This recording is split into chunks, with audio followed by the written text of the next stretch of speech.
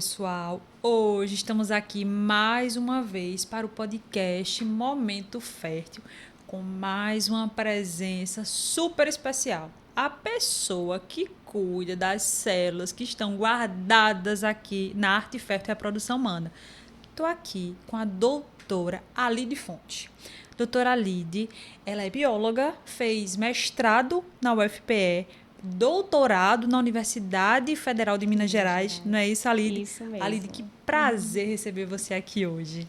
Obrigada, doutora Ismaela. Pode me chamar de Ismaela, né, Alide? Por favor. Seja bem-vinda. E hoje a gente vai desmistificar tudo o que envolve essas células embrionárias que ficam guardadas aqui. Na verdade, os óvulos, espermatozoides, embriões que ficam armazenados aqui na arte fértil, na verdade. Como é que acontece tudo isso? O teste genético. Então, se você tem dúvidas sobre alguma dessas situações, fique conosco e nos acompanhe, que você vai adorar sobre o que vamos conversar hoje. E vamos começar por uma pergunta polêmica. Primeiro, o tão famoso teste genético pré-implantacional, o PGT. Me fala um pouquinho sobre isso. O que é isso, Alide? O teste genético pré-implantacional, né, que a gente chama vulgarmente de estudo genético, é quando algumas pacientes que têm certas indicações, a gente, na verdade, o médico, clinicamente conversa com a paciente e fala para eles fazerem. Que indicações são essas? Quando a paciente tem idade materna acima dos 40 anos, quando tem algum fator masculino grave, ou até mesmo quando a paciente já sofreu diversos abortos espontâneos ou falhas de FIV anteriores. Então, essas são as indicações do teste genético pré-implantacional, porque o teste em si é a gente avaliar uma célula específica daquele embrião para saber se existe algum motivo que faça com que a gente não faça aquela transferência embrionária. Se aquele embrião ele tem alguma doença genética, uma síndrome genética em si. Então, o teste genético, poderia dizer que ele é uma biópsia, Alide? Não. A biópsia é o ato da gente retirar algumas células desse embrião. Algumas células, então quer dizer que se eu tenho um embrião aqui e aí eu vou fazer um teste genético pré-implantacional, você vai biopsiar e tirar a célula dele, é isso mesmo? Exatamente. E como é que vai ficar? Ele vai ficar sem células? Como é que acontece esse processo? Por isso que a gente faz ele no estágio de blastocisto, que aí já é no dia 5, 6 ou até mesmo no dia 7 do embrião. Porque ele o blastocisto, né? Exatamente, nessa fase ele já tem centenas de células. Então, a gente retirar de 3 a 5 células desse embrião não vai danificar em nada o embrião e vai dar o diagnóstico para a gente. Ele se multiplica, na verdade, ele tem um poder enorme de perder uma célula, 2 células, 3 células, como você falou, até 5 células e elas não vão fazer diferença nenhuma. Ele vai continuar se desenvolvendo e formar um bebê bonito e saudável desde que ele tenha essas indicações genéticas no seu código, não é verdade? Isso, exatamente. Por isso que a gente faz ele nessa fase e a cada dia e a cada momento o embrião sempre está multiplicando. Tanto que vocês fazem as avaliações no D1, no D2, no D3 e cada uma dessas fases tem uma quantidade de células específicas que eu posso esperar para aquela fase de desenvolvimento deles, não é verdade? Isso mesmo. Por que a gente não faz, por exemplo, a biópsia embrionária antes? No D2, a gente tem por volta de 4 células de embrião. Então, se a gente tirar qualquer uma dessas células, o embrião vai sim ter um sofrimento, digamos assim. Vai fazer falta. Né? Vai fazer falta para ele. Diferente se essa biópsia for feita quando ele já tiver 5 dias, um D5, porque você mesma falou que vai ter centenas de células e você terá 1, 2, 3, 5, não vai fazer muita diferença, ele se recupera. Não é verdade? Então, vamos lá. Quais são as principais razões para a gente indicar um teste genético pré-implantacional, especificamente o PGTA, para quem está fazendo um tratamento de fertilização in vitro? O PGTA, ele detecta as doenças de cromossomos, diferença, se o cromossomo é normal ou não. Por exemplo, o normal é a pessoa ter 46XX ou 46XY. Isso é a quantidade de cromossomos. Então, é justamente o que o PGTA vai detectar, se tem alguma alteração, se vai ter mais ou se vai ter menos nessa quantidade de cromossomos. Então, o PGTA, ele pesquisa aneuploidias. Exatamente. Aneuploidia, eu tenho um cromossomo a mais, eu tenho um cromossomo a menos. É isso que o PGTA nos diz. Se existe alguma doença que ela está ligada especificamente à quantidade de cromossomos, ter um a mais ou ter um a menos, então eu indico, né, eu sugiro uma avaliação desse embrião através do PGTA, do teste genético pré-implantacional para aneuploidias, não é verdade? Exatamente. O A vem justamente das aneuploidias, que é o que ele vai detectar. Né? Então, assim, quais doenças especificamente eu poderia esperar que um PGTA conseguisse diagnosticar? Por exemplo, a tão conhecida síndrome de Down. Ela é uma trissomia do cromossomo 21. Então, o normal é ter 2 cromossomos 21. Se tem 3, a pessoa vai ter a síndrome de Down. Outra, por exemplo, síndrome de Klinefelter, que é quando o paciente tem 47 e não 46, 47XXY. E aí dá sim origem a algumas alterações genéticas importantes no indivíduo. Então, quando a gente avalia uma doença pelo PGTA, algumas doenças ele vai caracterizar, e essas doenças elas são incompatíveis, essas alterações, na verdade, essas alterações de ter um número a mais ou a menos de cromossomos, elas vão ser incompatíveis com a vida, não é verdade? Algumas sim, algumas são incompatíveis com a vida e nem mesmo a paciente chega a engravidar quando os embriões têm essas aneuploidias, enquanto que outras podem até mesmo engravidar e sofrer abortos nas primeiras semanas, e outros podem chegar ao nascimento, como a gente falou sobre a síndrome de Down, Klinefelter. Até porque a síndrome de Down não é uma doença, a gente precisa deixar isso bem claro, ela é uma síndrome, na verdade, que traz características para um indivíduo que são próprias, né, daquele fenótipo. Isso, a gente chama que é uma condição genética. Isso, né? uma condição genética, na verdade. Mas, assim, falando especificamente de doenças que são incompatíveis com a vida, de síndromes mais importantes, como você falou, que pode levar ao aborto, o PGTA, ele antecipa essa situação traumática para a paciente, né? Porque imagina, eu tenho uma paciente que ela já teve, vamos dizer, 3, 4 abortos consecutivos, nunca fez uma FIV e vem para mim, doutora, por que é que toda vez que eu engravido eu tenho um aborto? Naturalmente em casa, não tem como você fazer essa análise, meu embrião é bom ou não, meu óvulo tá bom ou não, mas a fertilização in vitro é a única oportunidade que a gente tem de ter esses gametas fora do ambiente natural deles e falar, olha, bom, já que estão aqui comigo, deixa eu estudar, na verdade, deixa eu saber o que é que tem aqui, não é isso? Então, essa seria uma indicação de um PGTA, aborto de repetição. Exatamente. Aborto de repetição é uma indicação clara de se fazer PGTA. Claro que a gente indica, mas tem paciente que deseja fazer. Como você falou, já estou fazendo o processo de FIV, já estou passando por esse processo, quero, além disso, fazer também o diagnóstico pré-implantacional para eu ter uma certeza maior de estar implantando um embrião que vai dar origem à gestação.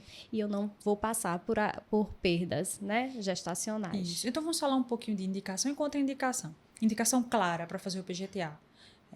Como você disse, é o médico que indica, né? Então, eu peço um PGTA para aquela minha paciente que tem acima de 38, 40 anos, bateu 40 anos, eu já falo, olha, você pode até não querer fazer, mas eu preciso te orientar que existe essa possibilidade, que ela vai te evitar frustrações, então eu indico que você faça o PGTA.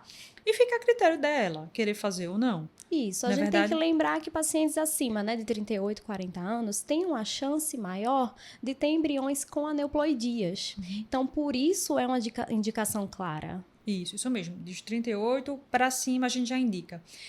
Para aquela paciente que mesmo jovem, né? Jovem, 38 é jovem, é uma moça, uma menina, 40 anos também. Mas vamos dizer que o nosso ovário ele não acompanha a nossa idade cronológica em si, né? O nosso visual é diferente, então ele tem realmente 38 anos, 40 anos.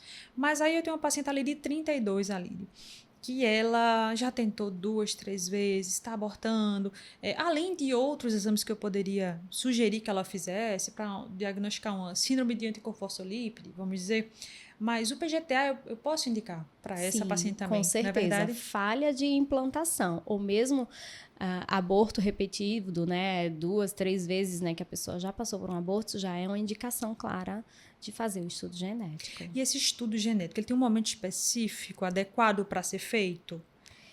Tem sim. A gente faz no processo da FIV quando o embrião chega à fase de blastocisto. É o melhor momento hoje. É o melhor momento. Em outras épocas, existia esse estudo genético sendo feito em embriões de D3. Isso, também, não é já se foi feito muito o estudo genético em dia 3.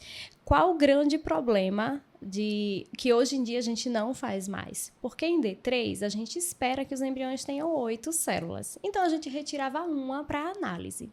Porém, uma célula é o resultado daquela célula que pode não refletir as outras células. Quando a gente fala de biópsia em 5º dia, ou seja, na fase de blastocisto, a gente pega de 3 a 5 células. Então, a gente consegue ver se todas essas 3 ou 5 têm o mesmo resultado. É uma amostra maior, não é verdade? Então, eu acabo dando um diagnóstico para o embrião de algo que talvez ele não desenvolva, que ele venha se recuperar se eu fizer essa biópsia em D3, né? Porque, como você bem disse, eu tenho poucas células, que são 8. Peguei uma e mandei biopsiar aquela. E talvez eu descarte um embrião que tinha um potencial enorme de desenvolver um bebê saudável. E tem outro detalhe. A gente pegando uma amostra de 3 a 5 células, a gente pode encontrar que parte dessas células são normais e parte são alteradas, que é o que a gente chama de mosaico. Isso. E quando o embrião é um mosaico de baixo grau, a gente pode sim transferir. Já é seguro para a gente transferir e ter uma chance maior de ser um embrião saudável. Temos casos, né? Aqui na Temos clínica, casos, inclusive aqui na clínica. De embrião de baixo grau, né? Mosaico de baixo grau e que chegou a uma gravidez saudável, bebê saudável. Bem, né? Exatamente. É muito importante você trazer essa história pra gente, porque não é porque deu alterado que aquele embrião não vai ter potencial. É o que deu alterado, né? O que é que deu? Será que é possível transferir aquele embrião ou não, e evitar que essa paciente se frustre mais para frente. Mas tem uma coisa importante. Quando a pessoa fala em teste genético pré-implantacional, PGTA, tem aquela coisa. Eu posso escolher o sexo do bebê? Eu quero fazer PGTA só para escolher o sexo do bebê, porque lá em casa só tem menina e eu quero um menino. E aí, Alide, pode? No Brasil, a nossa legislação não permite a sexagem embrionária. Tá?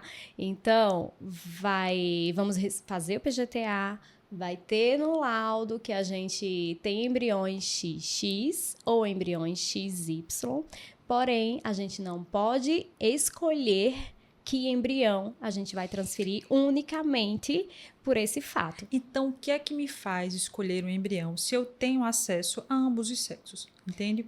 Me fala, como é que é feita essa escolha? Primeiramente, quando a gente pega o resultado de estudo genético, a gente vê quais são os euploides, ou seja, o que são os normais, né? Os saudáveis. E a partir daí, a gente vai ver a qualidade deles. Aqueles que tiver maior qualidade vai ser a nossa prioridade de escolha para a primeira transferência. Né, que vocês usam, e não o sexo em si. O sexo é só feminino e masculino. Exatamente. Mas você vai avaliar o grau de compactação, não é verdade? Exatamente. Né? A fragmentação, não é verdade? Então, você escolhe o embrião melhor, o mais bonito, como a gente costuma dizer aqui, né? Isso, e o mais bonito, né, na classificação do blastocisto, é o AA, porque eles podem ser AA, né, ter qualidade B e qualidade C. Isso tudo de acordo com o trofoectoderma, que são as células que estão em volta do embrião, propriamente dito, e a massa celular interna, que é o que vai dar origem ao feto. Muito bem. Então, a gente escolhe o embrião mais bonito e o sexo, que fique claro, você sabe, através de estudo genético, qual é o sexo do embrião. Mas a finalidade do estudo genético não é essa.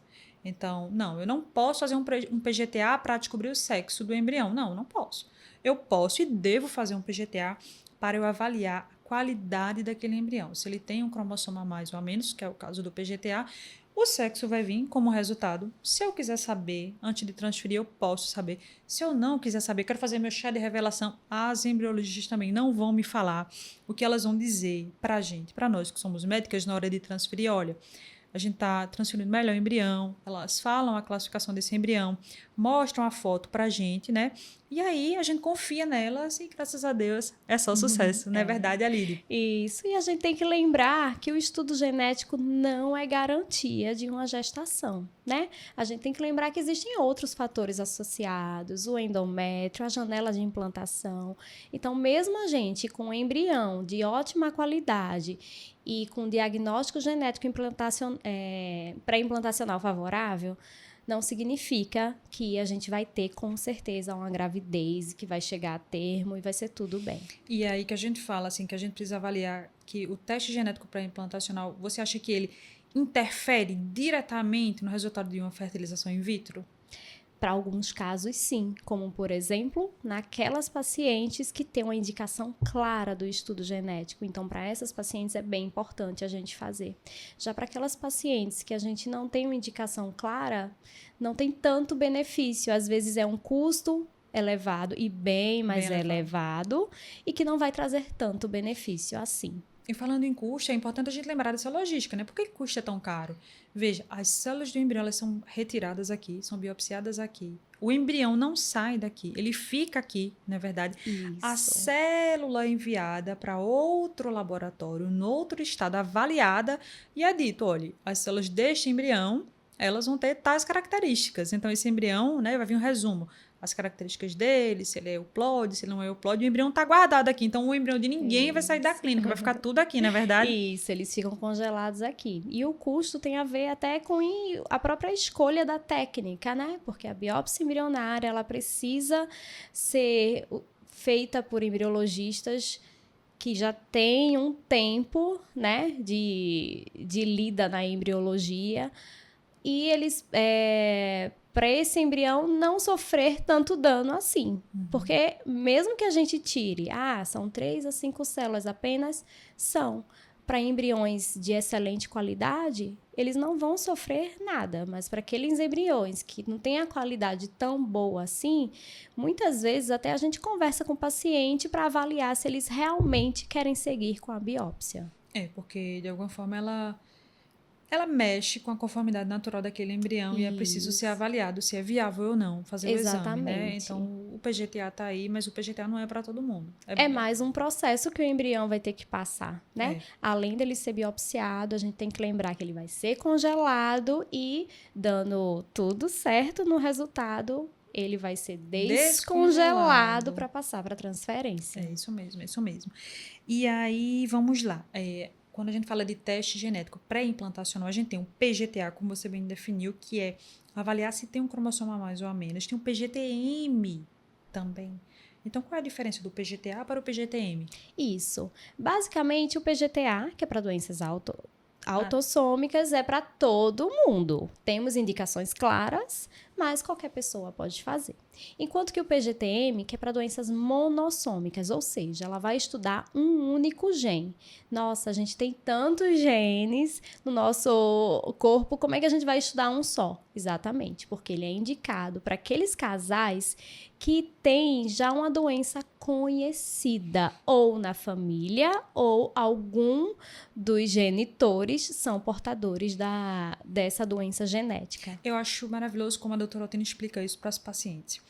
E é algo a ser reproduzido por todas nós. Ela sempre orienta assim. Imagine que você tem um livro com 46 páginas. No PGTA você vai contar quantas páginas o livro tem. Então, tem uma página a mais e uma página a menos. Quando eu quero fazer um PGTM, eu não vou contar as páginas. Eu vou procurar a frase específica daquela página. Então, eu tenho que procurar uma frase na página 13 em tal parágrafo.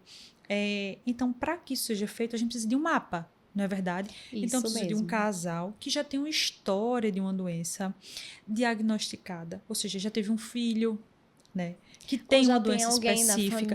Alguém na família que tem aquela doença. Então, precisa do mapa.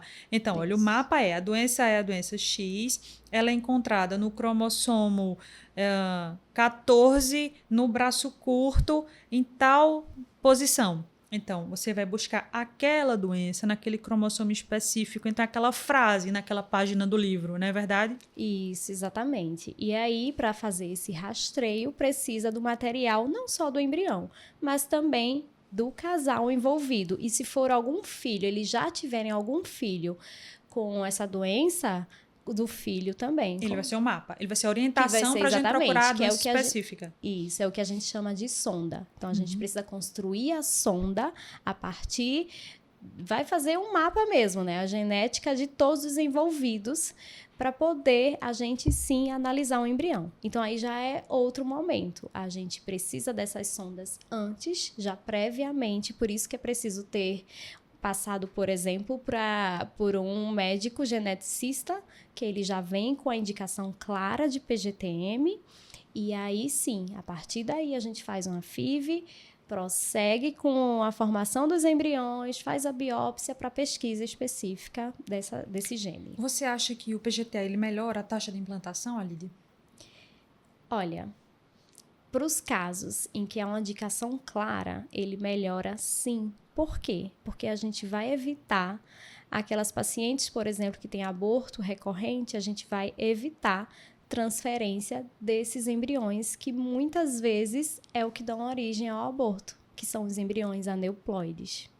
Entendi. E vamos lá, agora assim, mitos e curiosidades, já que eu tô com você aqui, eu vou explorar, porque tem muita coisa que as pacientes perguntam, né? E essa é a oportunidade. Então vamos lá, a gente tem aqui na Artefértil um laboratório, né? Uma câmara de criopreservação, não é verdade?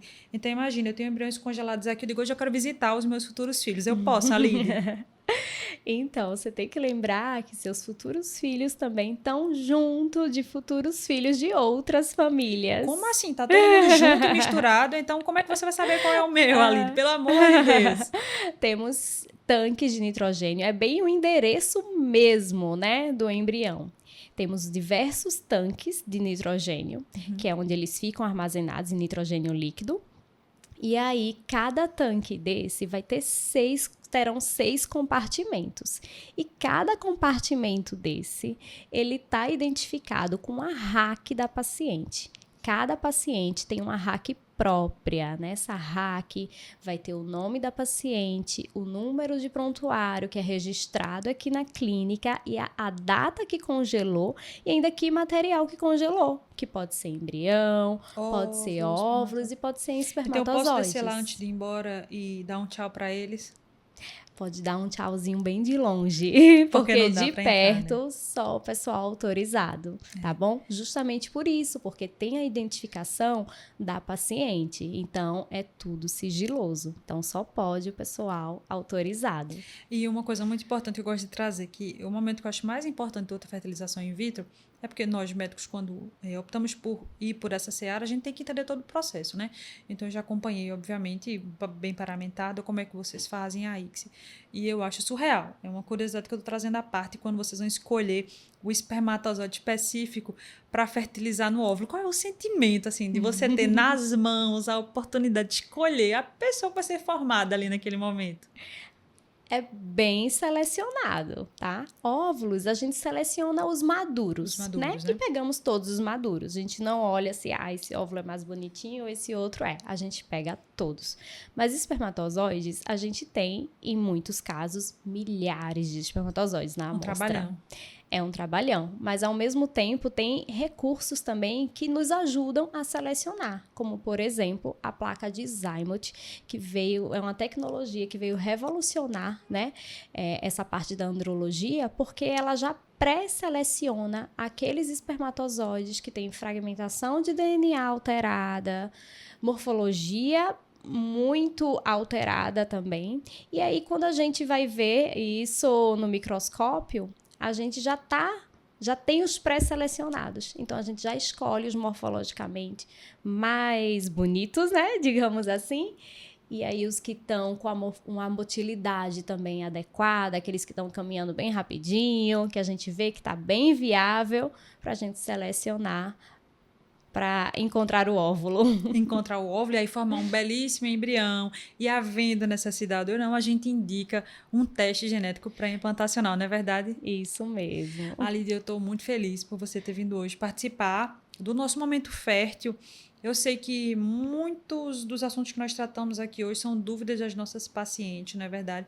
Isso é muito importante, a gente conseguir desmistificar um pouquinho, fazer essa separação para quem é indicado, para quem não é indicado, a diferença de um PGTA para um PGTM. Então, estou muito feliz. Muito obrigada, tá? Eu queria que você deixasse sua rede social para as pessoas que têm dúvida, querem tirar com você, tá? Como faz para te encontrar, para falar com você, para tirar dúvidas sobre isso, né? Porque as pacientes podem ter acesso aos embriologistas aqui. Isso acontece para tirar dúvidas específicas, né? Em casos específicos a gente chama. Antes da punção elas entram, né? Fala um pouquinho como é esse processo. Isso, pode sim. Os nossos pacientes são os embriões, né? E vocês, como pais dele, têm total livre acesso a gente, tá? Pode entrar no Instagram da Arte Fértil e pode entrar também no meu Instagram, Ali de Fontes, tá? E a gente tá aí disponível para vocês, para tirar todas as dúvidas, que às vezes nem passa para nossa cabeça, né? Alguma coisa que a gente não imagina que vocês têm dúvidas, mas vocês têm todo o direito do mundo de tirar, tá bom? Hoje mesmo me mandaram uma pergunta, e aí? No meu processo de fertilização, eu vou usar Zymer? Não, vai usar Zymer, sim, tá? Mas obrigada, Lide. Para vocês, nossas queridas pacientes, amigas, mulheres que estão aí, eu agradeço pelo carinho de sempre, pela atenção, tá? Continuem acompanhando o nosso canal, se inscrevam, ativem as notificações para vocês terem acesso, serem informadas assim que o podcast sai. Acompanhem o Instagram da Arte Fértil, que é @artefertil.reprodução humana. O meu Instagram, pessoal, é o @doutoresmaela.lacerda no Instagram. Tá? Eu vou ter o maior prazer de atender, de receber vocês aqui na Arte Fértil e a Lide também, tá? Para tirar as dúvidas de vocês sobre embrião, teste genético plantacional, como preserva uma célula, tá? Então, a Lide, obrigada, e vocês mais uma vez, muito obrigada. Até lá!